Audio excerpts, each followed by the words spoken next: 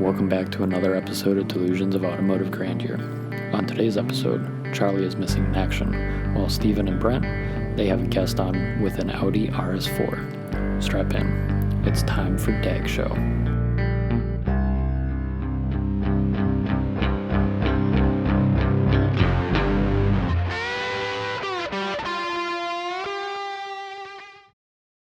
Be the host guy, Brent? Nope. Hello, this is Stephen. Welcome to yet another episode of Delusions of Automotive Grandeur. Is that what it's called? Delusions of Automotive? Yes, that's the name of the show that I came up with. The name that you came up with the name. So yeah, I couldn't remember how to say it. Anyway, so hey, welcome to the show again, everyone. We have Charlie is missing in action. We believe he is trapped underneath his GTI. He'll probably be okay. But filling in from this week is Justin. Very kind of you to step in, Justin. I appreciate that. Of course, gotta have the German enthusiasts, car enthusiasts follow up. Well, thank you for helping to complete the triumvirate, Brent. You doing okay? I'm doing okay. You're back at work, taking over the world. Yeah, it's been a long day, long week. I should say. Look at this face. This is the face of someone who is, was on furlough, but now is back, which is awesome. But I mean, how is it being back to work? Is it crazy or? Shit. It's been hectic, busy. Yeah. There's only two of us overall, so yeah, everything falls on both of us really, and there's no end in sight. And I get an email at 5:50 of a shipment supposed to be going, or I'd let the customer know that shipment's not going to go out until tomorrow, and they're yelling at me as far as customer service goes, and it's whatever. Welcome back to the customer's always right. When before, sadly, you weren't being compensated, but you were able to just lay on your couch and be your own boss, which was probably pretty nice. Yep. Anyway, hopefully that will change in a year. So yeah, when the company's named after you and you're running the show. Yep. Okay, well, naturally. Look at the confidence, Justin. So, hey, so to everyone who doesn't know Justin, Justin and I work at the same place. We won't mention where, but and there's a bit of a commuter bus to get to work, and needless to say, these days no one really has enthusiast vehicles anymore, as you know, or at least everyone watching this probably knows people with them. But in your general commuting life, you don't see interesting cars, and so what happened for me was, I'm sort of like, standard bus commute sort of, and I'm walking and I keep noticing, it's sort of parked kind of near me every few days. There's this car, and it's not just any normal car. Justin, what kind of car is it? It's a 2008 Audi RS4. So there you go, viewers and listeners. How often do you bump into one of those in your daily commute? So anyway, so we start up a conversation, and Justin is like really, really, really, really into this stuff. He really knows his stuff. He basically knows, you can mention a part on an Audi, and he probably knows the bolt size that goes on it, right? Maybe, I don't know. But I was wondering if you could kind of introduce yourself and maybe tell us a little bit, just real briefly, about how you got into cars, and then really tell us sort of everything about your RS4. Okay, yeah. Early age, surrounded with go-karts, dirt bikes, four-wheelers. Not in that order. It went go-karts first, but yeah. And so stroller first. And you had to learn how to change the oil, change the spark plug, the basics. Got into little RC cars, rebuilding the suspension and everything because it was made of plastic. You'd crack it. And then that kind of took off into the YouTube street race videos, really into the watching the Fast and Furious era. So the car thing was kind of always there. My family always had Audis. It just, I don't know, I guess Quattro, mostly, I would say. What's the oldest Audi you remember? We had a 1989 Audi 90. It's the equivalent of an A4. It's a sedan, and it had a 5-cylinder. So pretty darn cool. First Audi that I remember. It all went downhill from there. Eventually, I was looking at V8 powered Audis just to find that they are not the most reliable powertrain out there because they're chain driven and the guides like to fail, which brought us to the Audi RS4, which has metal chain guides and no problems whatsoever. So took the extra leap, And it was kind of a gamble because, we were thinking maybe it'll be a future classic. Maybe it won't depreciate as much. Maybe it'll be more reliable. And all turned out to be true. Hey, nice.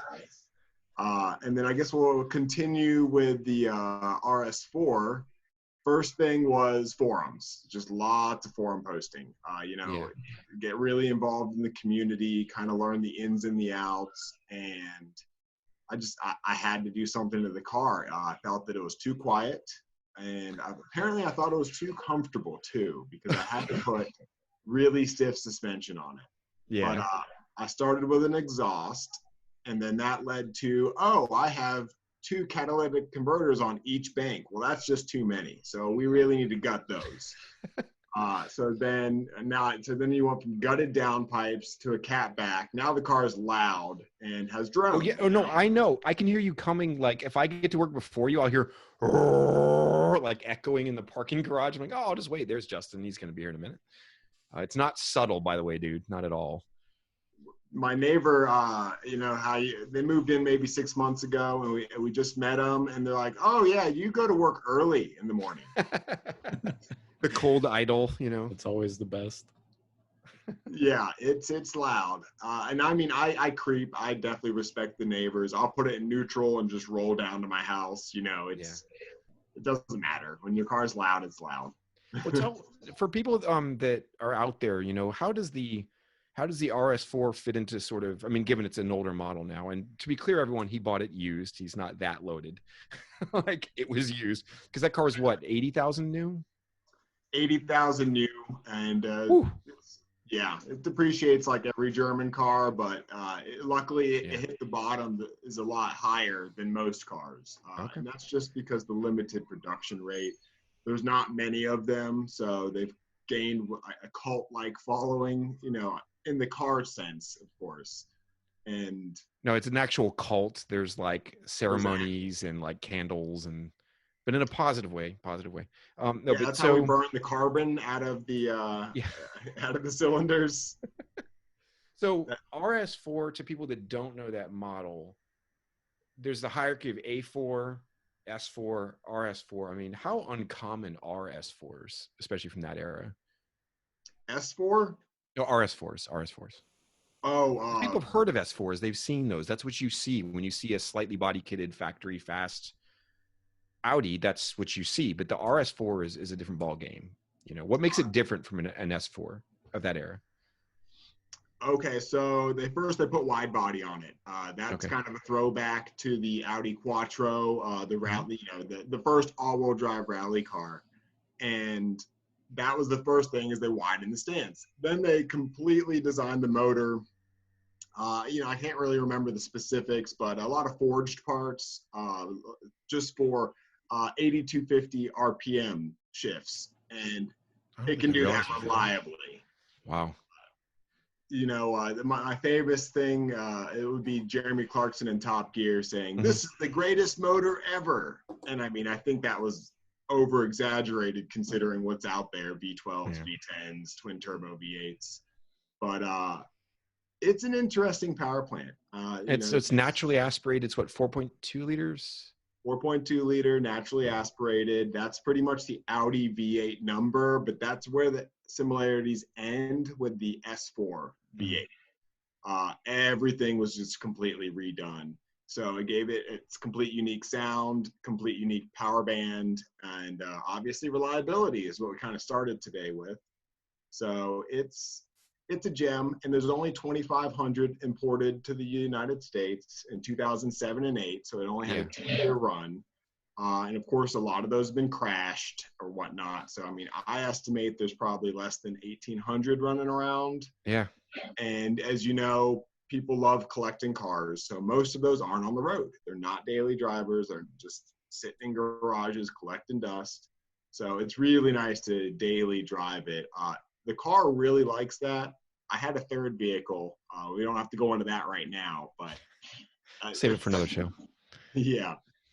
And now I'm back to having 2, and daily driving the RS4, it just seems a lot happier. Everything just feels like it just works more smoothly, whether it's shifting or redlining. runs better. So the car prefers it. I don't think it's really a good garage queen, but you know, with limited numbers and a little bit of exotic Audiness, that's what people do. Brent has a tattoo that says Audiness on his bicep. So Brent, like, what do you think of the idea of dailying an RS4? It sounds like fun, right? Well, see, one of my friends, he's got I think an 07 RS4 as well. And let's see, I think he's got a 4Runner as well that he dailies, and the fun car is the RS4. But when I'm talking fun car, it's every weekend he will take that out. So Yeah. he puts miles on it, that's for sure. It's not a garage queen, just like, you know, you were saying, but it's not daily driven either. I mean, I love it when people put miles on their cars. Like, that's how it should be.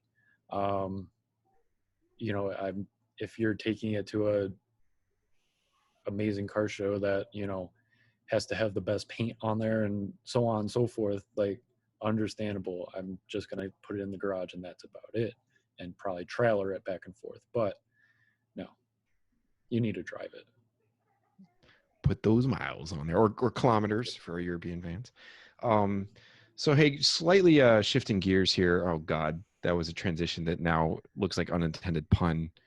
But I've been giving some thought to the idea of the manual transmission and how, you know, I'm not like an elitist about it. You know, I just bought a car with an automatic transmission, but the idea of the manual, you know, there's like the standard thing, people get their cackles up and yada, yada, yada, you know, protect the manual, save the manual, yada, yada, whatever.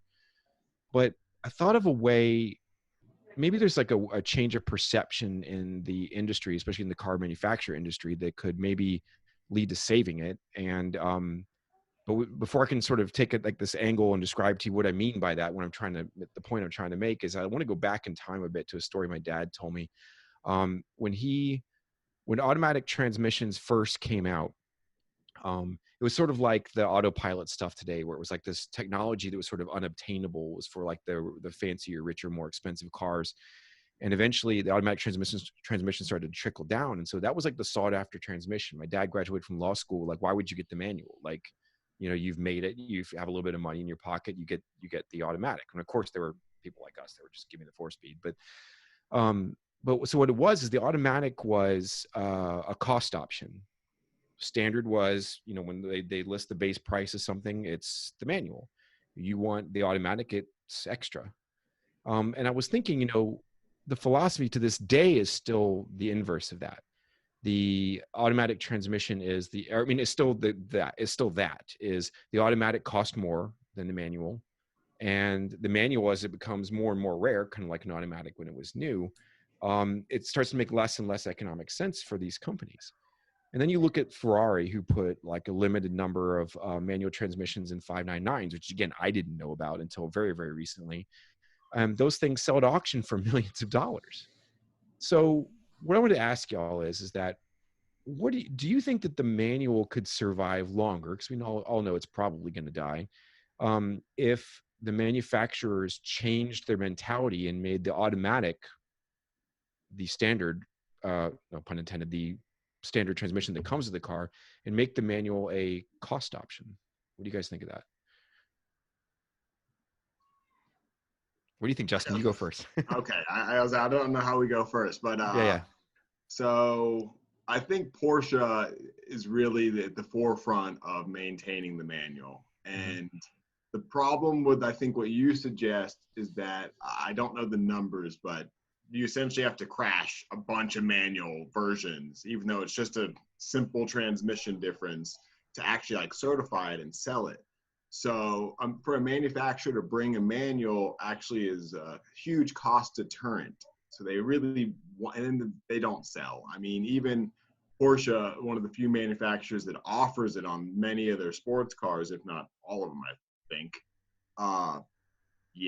I think the numbers aren't there. I just think it's a 5 or 10% of people buying them. And I mean, I think it costs them a lot to sacrifice those cars and then not sell many, but you know how it is. Diehard manual drivers, they're not going away. Well, But I'm then saying, and look, Justin, I'm one of them, and I'm saying penalize me. You know, like if I want the manual and the manufacturer saying it cost all this money to like crash test things or yada yada whatever, like make it a, you know, if it's a 911, which is, you know, already, you know, we'll have a whole another episode about that base price they have now. It's ridiculous. But you know, if a manual was a $5,000 option or something, and then that 10% that buys it, that's more capital. Maybe that covers crashing a few extra cars. I don't know. What do you think, Brent? I would agree. I mean, I would pay more for that. I mean, it always comes down to, you know, maybe test driving both of them and see. I mean, you can't go wrong with a PDK from Porsche either. Sure. So I think it depends on the brand. And I also think it depends on where you are too. Because I don't think it's going to ever die in Europe, the manual transmission. I mean, I had a conversation with Charlie the other day about it, and he was saying that, look, you know, over there, as far as like if you rent a car, it is cheaper to rent a manual by like $50, $60, $70 per day than it is to rent an automatic. So it's hard, and it's hard to say as far as what their crash tests are over there too. So if they don't have a strict where, you know, if they have to, you know, only do an auto or only do a manual and not the other, it might be beneficial to them over there compared to it being here. So I think the US is just lazy, just in general, and should I stand up and show you my belly, my COVID belly? I was going to say, obviously, Europeans laugh at us about that, and you know, think we all eat McDonald's 3 times a day and so on and so forth. But I mean, at least some of us don't. But you know, I think it depends on. I think it depends on where you're at, what company it is overall, because I don't think Porsche would ever get rid of their manual transmission, but at the same time, you can't go wrong with PDK either. Yeah. So I don't know. It's hard. It's very hard to say, but I don't think anytime soon. Maybe not in our lifetime. I don't think it'll go away. I just think that like the idea of changing the philosophy of the manual and making it no longer the entry level thing and making it a cost option, you know, could that, I mean, maybe that would make it worse. I don't know. Maybe that would reduce sales. I don't know. But it seems like maybe on low end cars, it doesn't make sense. But on something like Porsches or Ferrari, I really don't understand Ferrari. Like, I don't understand. I mean, you know, I love Ferrari. Everyone does. But the ego is always there right underneath that beautiful red paint. And I don't understand the business side of it. If you have a 599 that, you know, you look at this car that hasn't been in production in however many years, and they typically sell for, I don't know how much they sell for used, $150,000, $170,000. I don't know. And then you see the 20 or 30 manuals you sold and they're selling for $2 million. I don't understand. I mean, as an American, here's something that is typically American, and I'm proud of this, is business. If it doesn't make sense, don't make it. You know, like, I don't understand. So if you can sell, if people pay $25,000 to get a custom color on their Ferraris and those different palettes they have, shit, charge $100,000 for a manual. Someone's gonna buy it.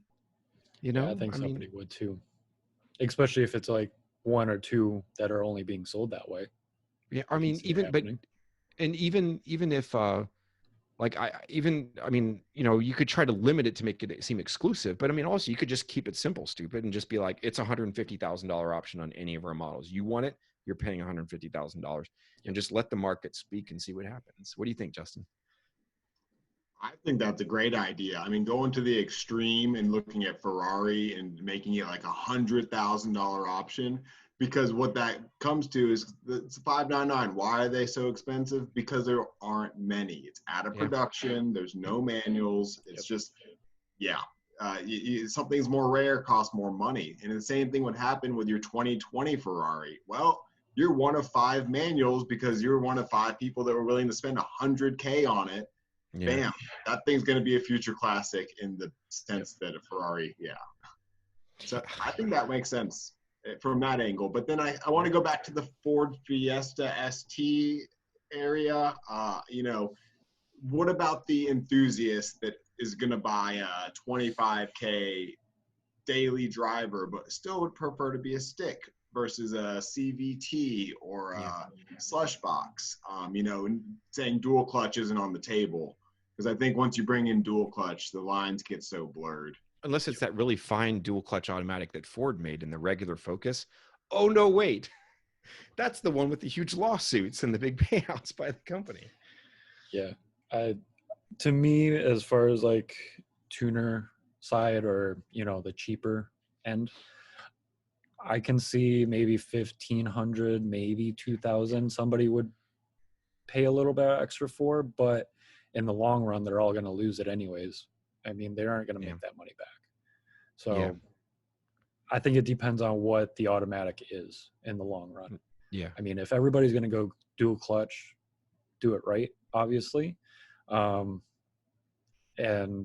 they aren't going to have any issues at all with that. But yeah, I don't know. I think it depends on what automatic transmission they offer. So we should wrap up pretty soon. I'd say maybe another 5 or 6 minutes, guys. Justin's got a hard stop. He's got a cool little daughter to go put to sleep tonight. But I was wondering, Justin, if you could tell us, what is your latest modification you're making to the RS4? I believe it's a D modification. Yeah, so you'll find that demodifying is a big part of modifying a nicer vehicle. So I got 2-piece forged wheels, you know, 20 pounds of a good 9-pound saving over stock, yet they're 1.5 inches wider. And that sounds great because you're like, oh, wider, you know, that's more tire, that's more grip, and it's lighter. So it's like win, win, win, win. And then you put them on your car and you realize that the front tires touch the control arms, or maybe it's not the control arms. It's actually like the wishbone or something. Mm-hmm. And what that does is it pushes on the sidewall and lets air out. So, you know, you lose a PSI or two until you go from 35 to 30 to 28 to 20. And then the car sits while you're furloughed for the week, and it's down to 12 PSI. And, you know, I messed with spacers, and I tried swapping the fronts and the backs and the lefts and the right, and I tried to get it in alignment, and I've lived with it for an entire year. So at this point, I've just decided they're too wide for my car. They were built for an RS5. I picked them up used, powder coated them, so of course they're mint condition. So what I'm doing is I'm taking the tires off my 2-piece forged wheels and putting them on my stock wheels, and that's tomorrow morning. So hopefully I can sell them to another RS5 owner out there. Of course, I'm willing to give them a good deal just to get them out of the garage, but otherwise I'll just let them sit. I could have run bigger spacers because I've rolled my fenders. Mm-hmm. And I was already poking about 5 millimeters too far, and I needed another 5. Yeah. So a 10 millimeter poke on the front of an RS4 is not what I want. OEM plus. I'm thinking I'm going to get some like really fat billet aluminum and make an adapter, and we'll just put them on the Fiesta. It'll look beautiful. Very beautiful. Oh, I forgot one other small tidbit. Brent, do you know what other cool car shared his engine? Not offhand, no. I believe the R8. Yeah, now the R8, I think it came out in 2006. It was mid 2000s, but yeah, the very first Audi R8 was built with the RS4 motor. So a little bit of cost savings there, which of course continued when they're like, well, let's take a Lamborghini engine and put it in the Audi R8. So yeah, one of the actually best supercars for the money on the market is a Audi R8 V8. And same thing, it's reliable. You can get a gated 6-speed shifter with it. And I mean, yeah, it's still an exotic supercar mid-engine, but for $75,000, if that's what you're after, it's awesome. And it's kind of cool having the front engine version. Yes, it is. And Brent, he actually has a little small carbon fiber piece on his engine. It's actual carbon fiber. It's not like applique or anything. Yep. Anyway, but hey, Justin, I just want to say thanks for filling in for Charlie. It was sort of a last minute thing, so I appreciate you doing that. You're welcome. Thank you as well, and definitely want you back on the show. That's for sure. We got to get him and Charlie on at the same time somehow. Well, exactly. I think this will work really well. Yeah, they'd go full strudel or something in German. Yep. All right. Well, thanks everyone. Thanks for tuning in. Yeah. Thanks for tuning in. And yeah, if you like it, share it. If you want to comment on his wheels, and let us know, and we'll pass the info on to him, and so on and so forth if that works out. So yeah, have a good one.